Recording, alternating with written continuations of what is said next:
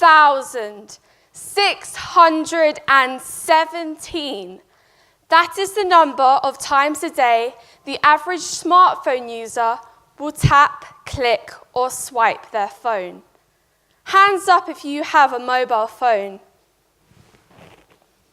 Well, you are not alone. Over 5 billion people in this world own a mobile phone. In fact, more people own a mobile phone than have access to running water, a toilet, or own a toothbrush. And speaking of toilets, did you know that the average phone is 18 times dirtier than a public toilet? But phones nowadays don't just come with a typical call-in system or simple messaging service. We now have access to social media. Don't get me wrong, there is so much great about social media. For example, it allows us to message friends who go to different schools, or for me personally, FaceTime my cousins who live miles away. But isn't it ironic that these touchscreen devices could actually make us lose touch?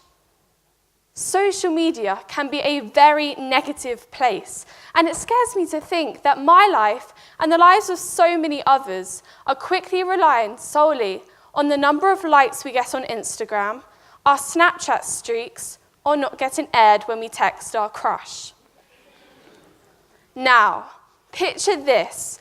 We sit alone in our rooms on our phones, laughing, sharing, talking with a community who are also sat alone, lonely in their rooms. Gradually, we build a sense of friendship, belonging, comfort, becoming so reliant on our mobile phones that we can forget the face-to-face relationships with our friends and families.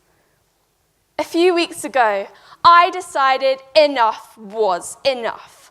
I did something drastic. I did something unspeakable, unheard of.